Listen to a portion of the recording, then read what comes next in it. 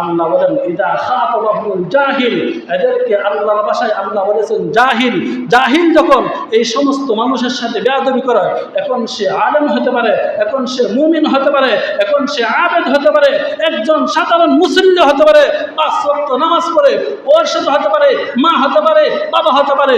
ওই মা বাবার সাথে যখন এই বেয়াদব কথা বলে, আল্লাহ তাআলা তাকে বলেছেন জাহিল।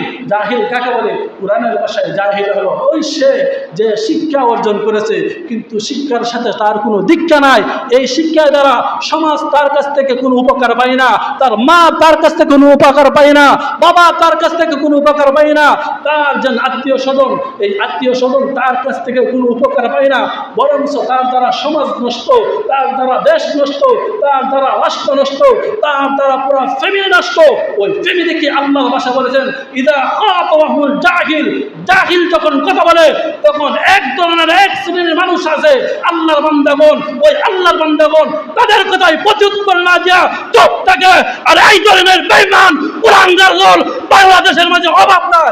যেই সমস্ত কুলাঙ্গারের দলেরা দেখা যায় আলেম ওলামা যখন কোরআনের কথা বলে, ইসলামের কথা বলে, কথা বলে, তখন দেখা যায় তাদের সামনে থেকে মায়াত নিয়ে যায়, ধরে নেওয়া কথা বলে, তারাই নিতে পারে। তারা জাহিল, তারা কমবক, তারা ইসলামের বিরুদ্ধে কোনো জ্ঞান নাই। কথা বলেন ঠিক কিনা? এজন্য সম্মানিত হাজিরিন, এই সূরাতুল হুজরাত আল্লাহ পাক রব্বুল আলামিন গাইডলাইন হিসাবে দিয়েছে। এই সূরাতুল হুজরাত ফলো করতে হবে, প্রত্যেকটা মুমিনের জন্য আবশ্যক সূরাতুল হুজরাতকে গাইডলাইন বানানো এবং রাষ্ট্রীয় আইন করা, প্রশাসনিক আইন করা, পার্লামেন্টের আইন করা, যত আইন করা এই সূরাতুল হুজরাত থেকে নিয়ে, কোরআন থেকে আপনি আমি নিয়ে গঠন করব। আপনি আমি যখন কোরআন থেকে গঠন করব, আপনি আমার জীবন যখন পরিচালনা করব, তখন কোরআনের মতো হব। আর যদি কোরআনের মতো না হয়, আল্লাহ তাআলা প্রথম আয়াতে বলেছেন লা তুকাদ্দিমু বাইনা ইয়াদাইল্লাহি ওয়া রাসূলিহি, রাসূল এবং রাসূলের বাইরে যেন কোনো আইন না হয়। কথা বলেন, রসুল এবং রসুলের বাইরে কোনো আইন যেন না হয়। যদি রসুল এবং রসুলের বাইরে কোনো আইন হয়, তাহলে আপনি সূরাতুল হুজরাতের প্রথম নম্বর আয়াত অস্বীকার করলেন।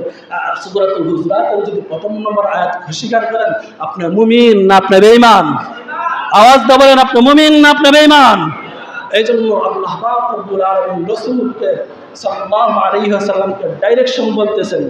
ইনডাইরেকশন উম্মতে মুহাম্মাদি কিয়ামত পর্যন্ত যারা আসবে সবাইকে, রসুলকে ডাইরেক্ট, ইনডাইরেক্ট আনেওয়ালা উম্মত, যত উম্মত কিয়ামত পর্যন্ত আসবে সমস্ত উম্মতকে আল্লাহ তাআলা বলতেছেন, হে পৃথিবীর মানুষ, দুনিয়াতে চলো, দুনিয়াতে চলার ক্ষেত্রে কিছু আদব গ্রহণ করো।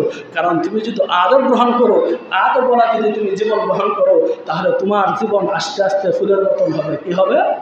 আস্তে আস্তে ফুলের মতো হবে। তোমার ইজ্জত বাড়বে, তোমার সম্মান বাড়বে। এজন্যই আল্লাহ তাআলা আয়াতের মধ্যে বলেন, নামাজ পড়ো, নামাজ পড়ার ক্ষেত্রে খুশুক দরকার।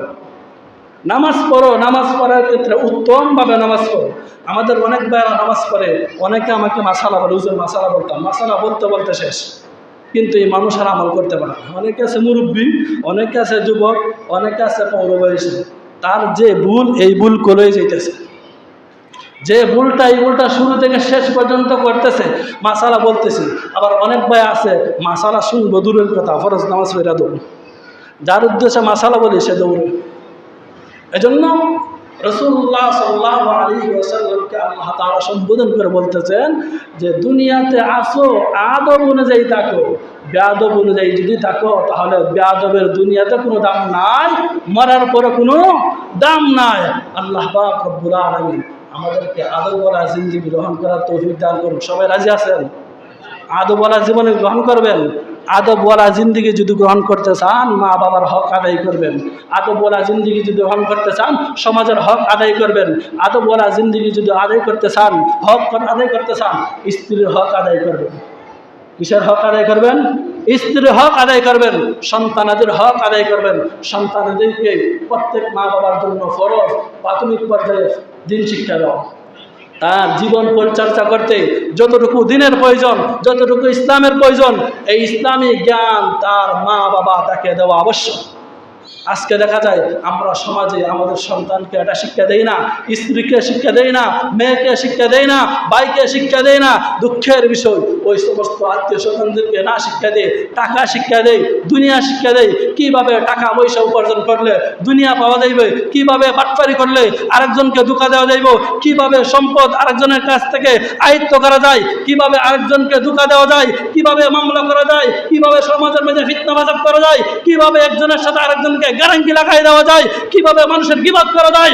আজকে সমাজে আমাদের কিছু মানুষ আছে শুধু এটাই নেই ব্যস্ত, এরা মানুষ নয়, এরা মানুষ চুপি, মানুষ চুপি। সম্মানিত হাজিরিন, এজন্য নিজেকে যদি মুসলমান দাবি করেন, আল্লাহ তাআলা বলেন মুসলমান দাবি করবা, ইসলামী যে বিধান, এই বিধান মাথা নত করে মেনে নিবা, মাথা নত করে মেনে নিবা। যদি আমল না করতে পারো গুনাহ হবে, কিন্তু তুমি যদি অস্বীকার করো তুমি বেঈমান কাফের। অস্বীকার করলে বেঈমান কাফের। কোন অবস্থাতে অস্বীকার করা যাবে না। আপনার মনের মাঝে, আপনার জেহেনের মাঝে, আপনার অন্তরের মাঝে লালস থাকতে হবে, এই দেশ শাসন কোরআন দিয়ে হতে হবে। কি হতে হবে? কোরআনের কথা চলবে সর্ব অবস্থায়। গত জুমায় আমি বলেছিলাম, একজন সভাপতি যদি আমি বানাই অথবা একজন আমির যদি বানাই, আর এই আমির যদি বলেন যে সবাই নামাজ পড়তে হবে, সবার কথা যদি সবাই সাপোর্ট দেয়, তাহলে এই সমাজের মধ্যে শান্তি অনায়াসে চলে আসবে। এটা রাজনীতি সভাপতি না, রাজনীতি সেক্রেটারি না, রাজনীতি ক্যাশিয়ার না, এটা ইসলামিক সভাপতি।